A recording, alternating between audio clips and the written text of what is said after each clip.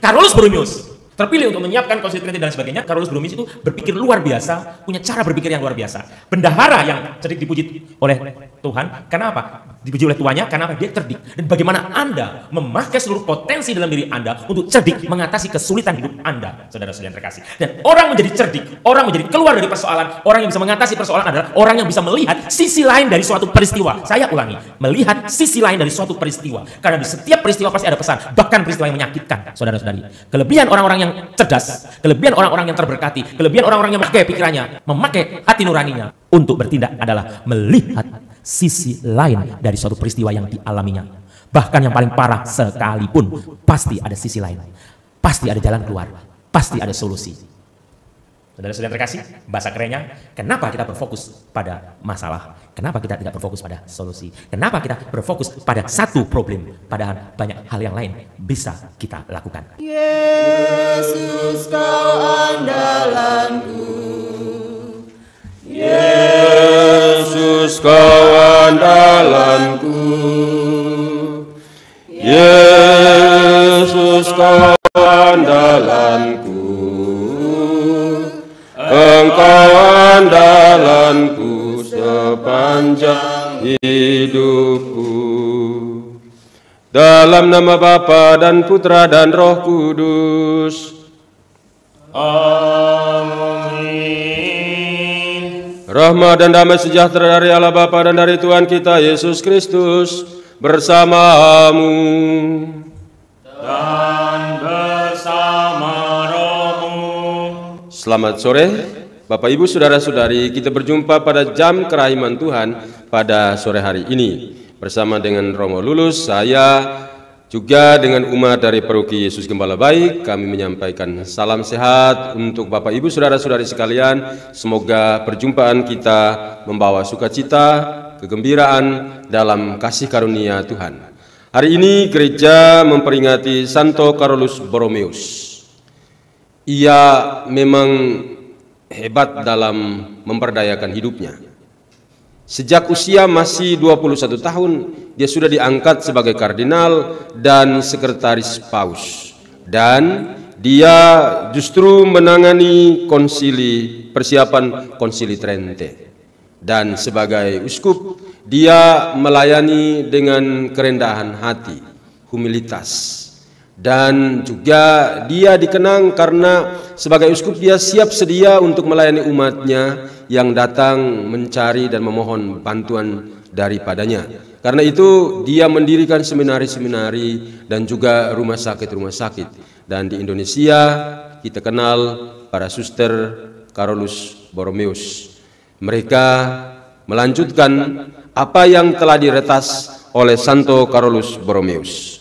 Usianya hanya 46 tahun, tetapi karyanya panjang dan menginspirasi banyak orang. Dalam bacaan-bacaan suci hari ini, kita akan mendengar tentang bendahara yang tidak jujur, tetapi dipuji Tuhan karena dia cerdik dalam perjuangan dan dalam pekerjaannya. Bapak Ibu Saudara-saudari, marilah pada awal perayaan ini kita mohon rahmat berkat Tuhan, khususnya dalam bulan November ini kita berdoa untuk mereka yang telah berjasa untuk kita, orang tua, bapak dan ibu, oma dan opa, anggota keluarga kita yang telah dipanggil Tuhan. Pada awal perayaan ini kita mohon ampun kepada Tuhan supaya pantas dan layak mengambil bagian dalam perayaan keselamatan ini. Baik. Shalom, salam sehat, Tuhan mengasihi Anda. Mohon maaf, saudara-saudari, ada gangguan sinyal cukup parah. Semoga sudah mulai baik, tidak apa-apa. Saya sudah bacakan bacaan Injilnya. Nah, saudara-saudari yang terkasih, hari ini kita merayakan Santo Carolus Borromeus. Sudah dibacakan oleh Pastor Cornel tadi. Beliau luar biasa di usia 21 menjelang 22, terpilih menjadi seorang kardinal dan menjadi sekretaris paus. Itu luar biasa, saudara-saudari. Dan akhirnya Carolus Borromeus menjadi uskup di Milan. Dan pada waktu terjadi wabah pes, dia akhirnya meninggal karena terkena pes, karena pelayanannya begitu total kepada umatnya. Nah, saudara-saudari, dalam bacaan Injil kita mendengar bagaimana bendahara yang tidak jujur itu dipuji tuannya. Saya dulu waktu saya masih belajar, kita memutar otak kita, memutar diri, kemampuan potensi yang ada dalam diri kita untuk sungguh bisa mengerti apa yang Tuhan mau untuk kita dalam hidup ini. Kita belajar dari Carolus Bromius, cerdas, luar biasa. Tadi Pastor Cornel mengatakan bahwa di usia yang muda dia bisa melakukan banyak hal, mendirikan karya kesehatan, karya pendidikan dan lain sebagainya. Dan ini luar biasa, ini cerdas. Pun saya tahu secara teologi, saudara-saudari, kerennya teologi, bahwa untuk mencapai kerajaan Allah sebenarnya yang utama adalah belas kasih Allah itu sendiri. Tetapi belas kasih Allah selalu diberikan kepada manusia, gratis, saudara-saudari, diberikan. Dan bagaimana di Palangkaraya, saya kagum, nggak tahu di kota lain.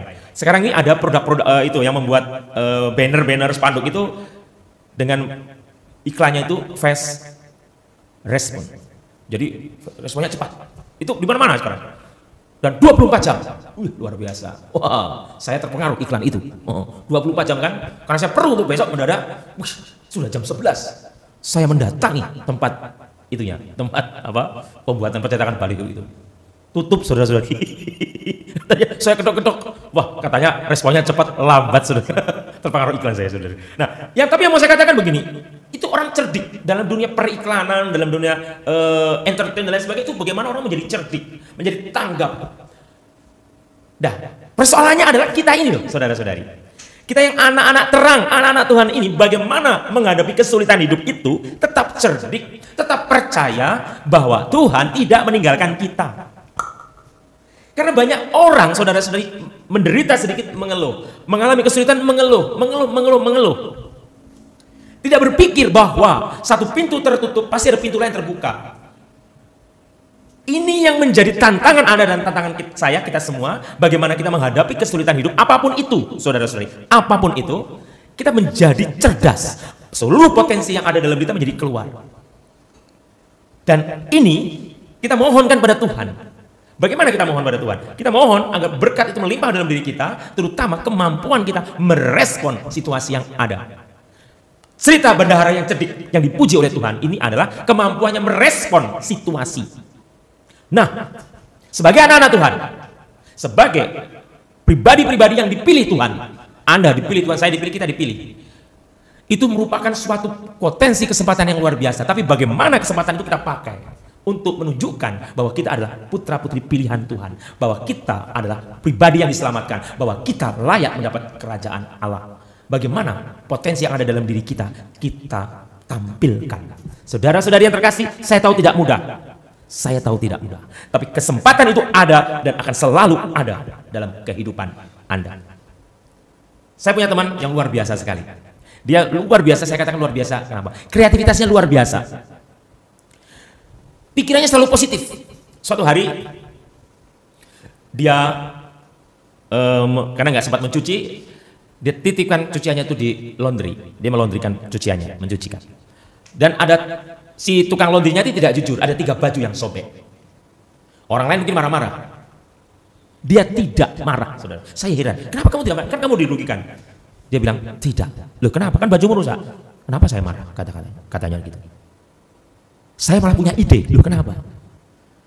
Baju-baju saya, kaos-kaos saya, kaos-kaos saya, itu kok sobekannya persis peta Indonesia.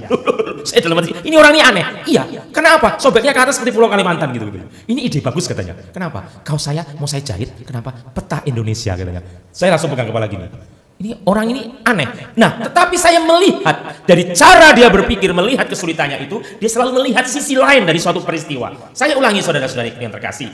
Carolus Bromius terpilih untuk menyiapkan Konsili Trinity dan sebagainya karena Carolus Bromius itu berpikir luar biasa, punya cara berpikir yang luar biasa. Bendahara yang cerdik dipuji oleh Tuhan, kenapa? Dipuji oleh tuannya, kenapa? Dia cerdik. Dan bagaimana Anda memakai seluruh potensi dalam diri Anda untuk cerdik mengatasi kesulitan hidup Anda, saudara-saudara yang terkasih. Dan orang menjadi cerdik, orang menjadi keluar dari persoalan, orang yang bisa mengatasi persoalan adalah orang yang bisa melihat sisi lain dari suatu peristiwa. Saya ulangi, melihat sisi lain dari suatu peristiwa. Karena di setiap peristiwa pasti ada pesan, bahkan peristiwa yang menyakitkan, saudara-saudari. Kelebihan orang-orang yang cerdas, kelebihan orang-orang yang terberkati, kelebihan orang-orang yang memakai pikirannya, memakai hati nuraninya untuk bertindak adalah melihat sisi lain dari suatu peristiwa yang dialaminya.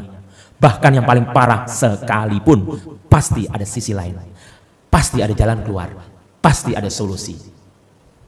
Saudara-saudara terkasih, bahasa kerennya, kenapa kita berfokus pada masalah? Kenapa kita tidak berfokus pada solusi? Kenapa kita berfokus pada satu problem? Padahal banyak hal yang lain bisa kita lakukan.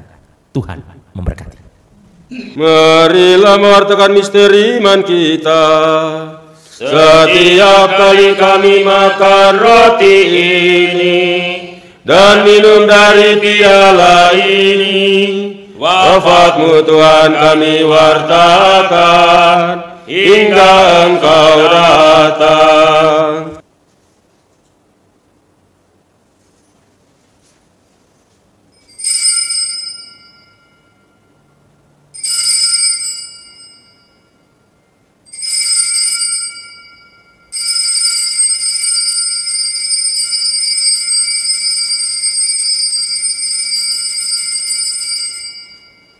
Putra manusia datang bukan untuk dilayani, melainkan untuk melayani dan menyerahkan nyawanya sebagai tebusan manusia.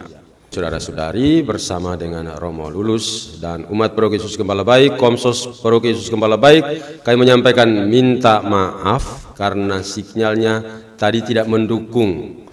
Kebetulan curah hujan sejak tadi malam sampai dengan tadi pagi cukup tinggi, dan juga sore siang ini akan datang hujan. Maka kalau kami di Palangkaraya ini, kalau hujan itu anginnya kencang sekali, maka terjadilah sinyalnya juga terganggu, berputar-putar, cuk. Maka minta maaf ya. Ya, sampai dengan berjumpa pada hari Minggu jam 3 sore. Dan Romo Lulus mau menyampaikan sesuatu. Semangat. Ya, oke, terima kasih banyak. Mari kita mohon berkat Tuhan.